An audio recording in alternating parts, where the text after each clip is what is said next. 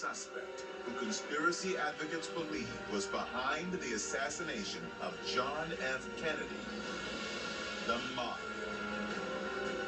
Kennedy definitely hurt the wrong people. The assassination could have been a vendetta by the mafia. Maybe they'd hire somebody to whack him. It does make sense that the mob would be the most likely group behind such an attempt. I'm encouraged by that. It's good that people are focusing on the real prime suspects and the real guilty parties. Jack Ruby, all by himself, is substantial reason to believe the mob was behind the assassination. And it doesn't mean they did it.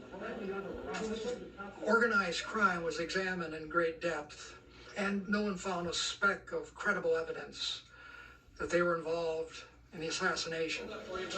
The best evidence is the hard evidence. It's the evidence that's based on science, based on well-established science, that goes back decades and has been thoroughly vetted in court.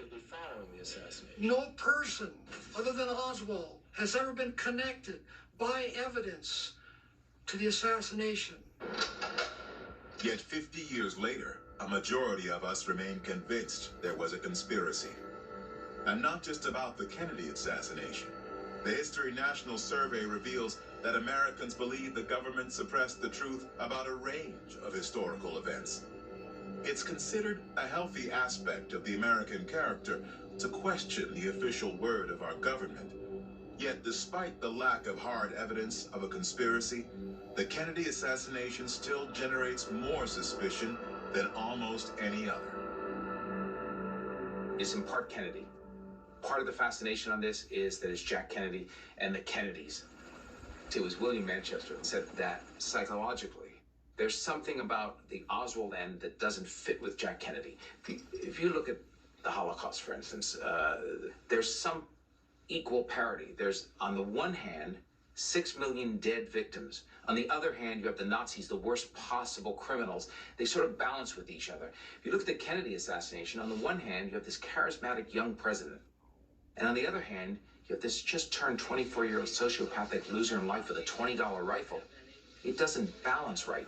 You want to put something heavier on the Oswald part of the scale. And a conspiracy does that very well. So it's sort of, to me, a prism that reflects back on our society and human nature.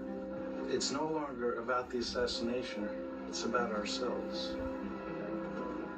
In this examination of ourselves, the History National Survey has not only uncovered that a majority of Americans believe it was a conspiracy, but which of us are driving these beliefs.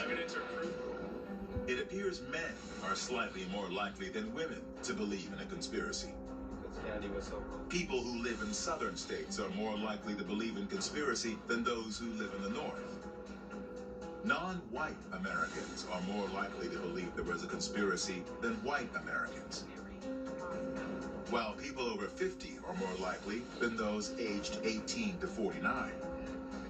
People earning less than $100,000 a year are more likely to believe in conspiracy than those who earn over $100,000.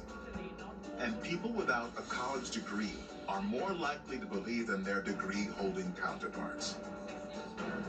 And in a surprising show of bipartisanship, Democrats and Republicans are equally likely to believe in a conspiracy.